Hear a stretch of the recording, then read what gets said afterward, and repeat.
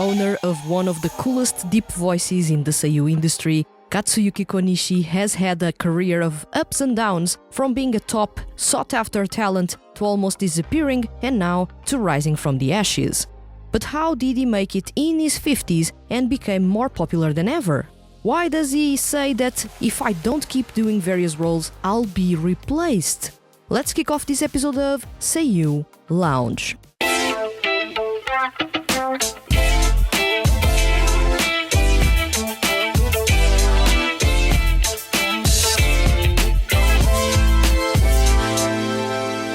Welcome to Seiyuu Lounge, I am your host Vanessa, and today's episode is titled The Challenges of Veteran Seiyuu with Insights by Katsuyuki Konishi. So, as we all know by now, the seiyuu industry has been changing a lot in the past couple of years. Seiyuu are now expected to know how to sing and dance, they have to look like idols if they even want to have some fans, they feel pressured to join 2D music projects just for a chance at getting some eyes on them. At the same time, I've noticed and mentioned before that veteran seiyuu have recently started to stand out in the industry. The biggest example is Katsuyuki Konishi, who has, through his roles in the anime series Kimetsu no Yaiba and the smartphone game Love and Deep Space, revitalized his career as a voice actor. He's known for voicing incredibly masculine characters, usually quite intimidating or, on the other spectrum, quite attractive. He's known for voicing Aniki or older type of characters, and he's got quite the balanced fan base with both men and women loving his work a whole lot, which is a rarity as most male seiyuu usually have female fans. Literally a couple of months ago, there was so much demand for him to release a photo book, and Konishi actually released this first and actually last photo book, and it sold out almost immediately.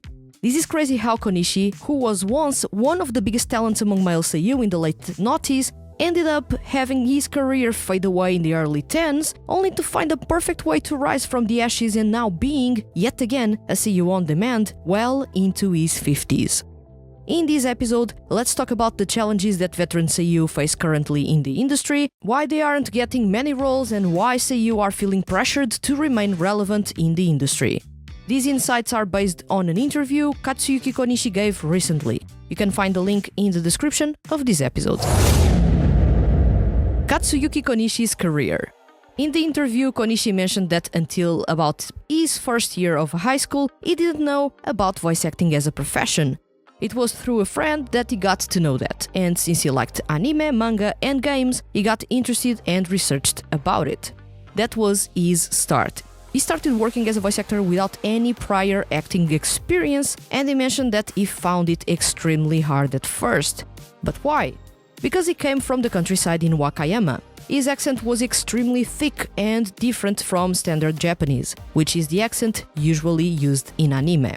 Konishi added that not knowing the correct accent was challenging. He ended up buying accent dictionaries and researched a lot about how to pronounce words in the correct accent and with the correct intonation. And for a couple of years, he found performing in front of people to be very embarrassing for him. But he ended up overcoming those challenges due to the environment around him. He mentioned that seeing others work hard motivated me. Initially, I vaguely wanted to become a voice actor, but over time, I genuinely wanted to improve my acting skills and become a voice actor.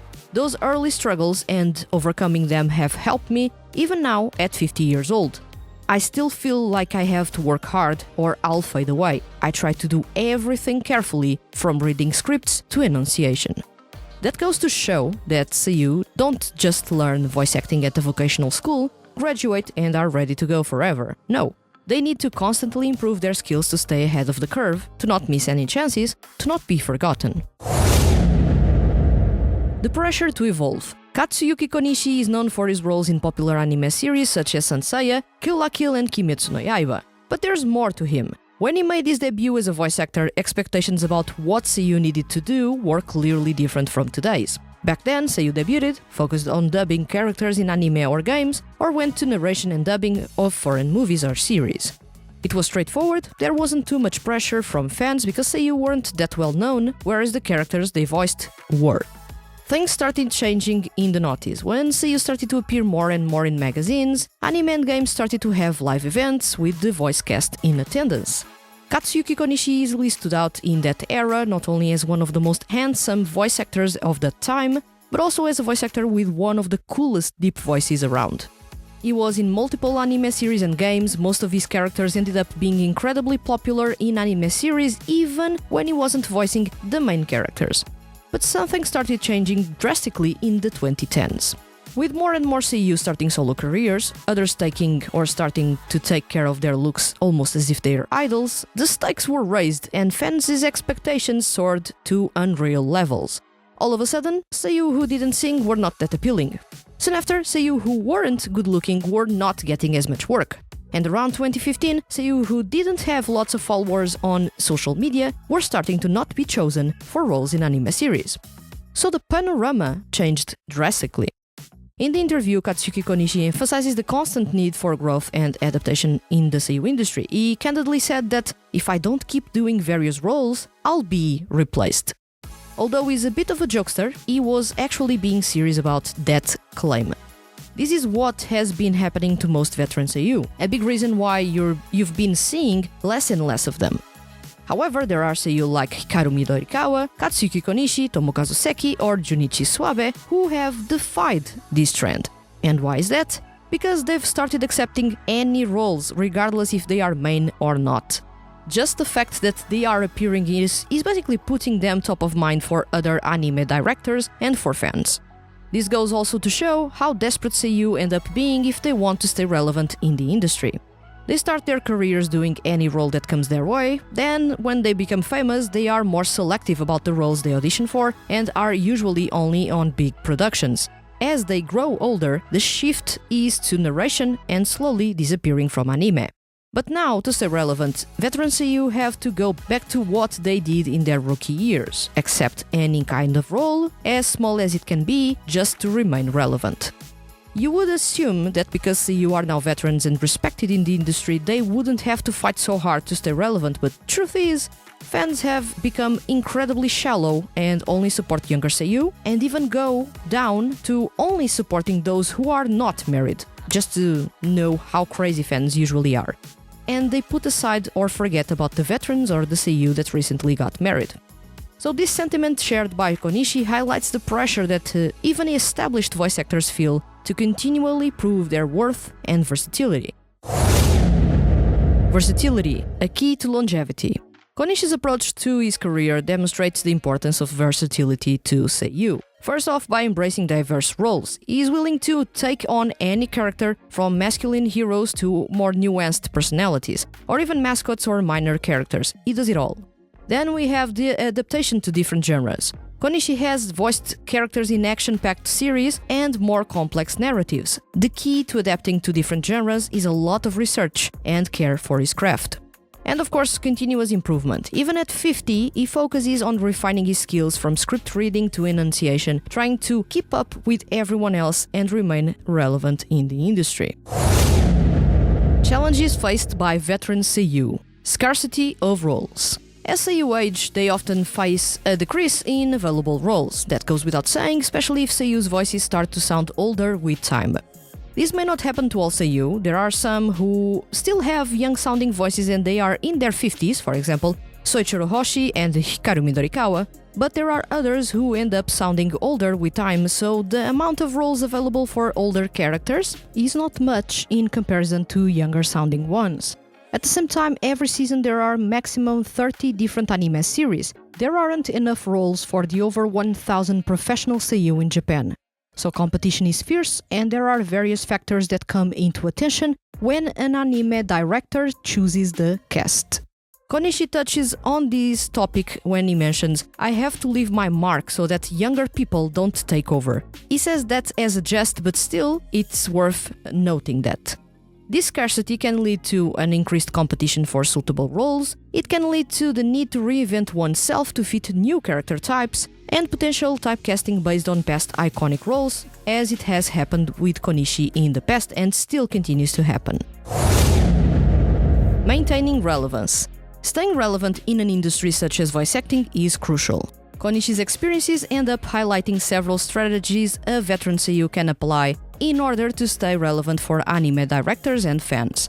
Those include embracing new technologies and media, a big reason why some veteran Seiyuu have fan clubs or are on social media platforms, then adapting to changing audience preferences, for example, becoming YouTubers to bring in attention from younger fans, or be active on TikTok, and then mentoring younger talent while continuing to grow personally. This can be in the form of teaching, or even without being a teaching, it can be by supporting new talent close by, at the same time that the veterans learn from the rookies what is trendy, what's sought after, for example. The importance of passion and enjoyment. Despite the challenges, Konishi emphasizes the importance of enjoying the work. When asked, what do you think is important about being a voice actor, he actually said, enjoying it. This applies to any job. If the people around you aren't having fun, then you probably aren't either. This positive attitude can help veteran Seiyuu navigate the ups and downs of their careers and, in a way, be even applied to Seiyuu whose careers never got a breakthrough and they're juggling this passion of theirs with a full-time job or a part-time job, for example. But he adds, every day is fun because I get to do what I love as a job, but I get depressed when I don't have work. I fall into darkness when I don't have work. There's a struggle that if a Seiyuu isn't passionate enough for what they do, they may end up giving up on their career or get into a really dark place. Broadening horizons. Konishi advises aspiring voice actors to look beyond just their role. While voice actors are unsung heroes, existing because there are characters to voice, there are more people behind them. He added that it's great that the profession is recognized and more people aspire to be voice actors. As the fan base widens, better things can be created for everyone in the industry. I hope other roles like animators and music creators also get attention, as they are also essential for creating anime.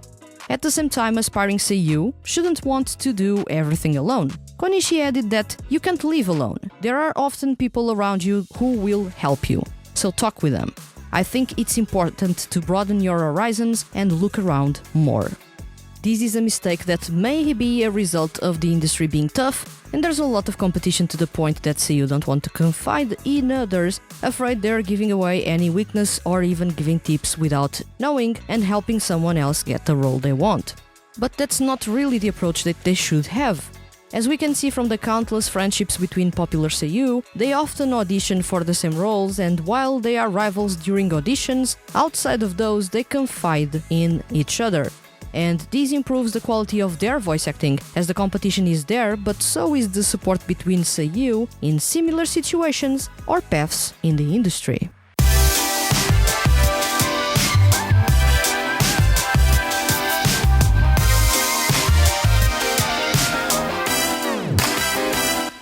Now, that was a packed episode. I've been talking about how much veteran Seiyuu have had to adapt to the changes in the industry just to stay relevant, so this was yet another chapter in that topic. At the same time, some Seiyuu saw the opportunity in those changes to pivot their careers to live acting, TV show hosting, or fully embracing careers as musicians. Bringing Katsuyuki Konishi into this conversation was really awesome because he's been one of my favorite voice actors since 2010, when I first came across Seiyuu and learned about voice acting as an art.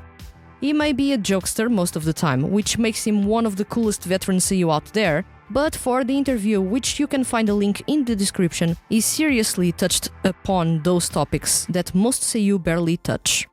From the constant pressure to evolve to the importance of passion and the broad perspective, veteran Seiyuu have been adapting. That's a given.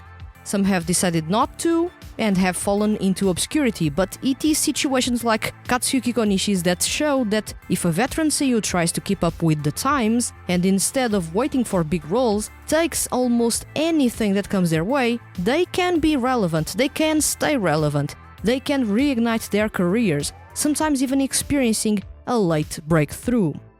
But that's enough about what I think. Now tell me, what do you think about the challenges faced by veteran Seiyuu? How do you believe the industry can better support or utilize the talents of experienced voice actors? Let me know in the comments on YouTube, and remember, leave your comments as complex or as simple as they may be, and you can be featured on upcoming episodes of Seiyuu Lounge. If you enjoyed this episode and don't want to miss the Handed Feeds HQ's weekly male Seiyuu and music-related content, hit the subscribe button. And if you are listening to this episode on a podcast listening platform, please consider following the podcast and leaving a review. Leaving a review is really simple and helps other people find this podcast and fall in love with male Seiyuu artists and 2D groups. I'll return next week with another episode of Seiyuu Lounge. Thank you for listening and see you guys around.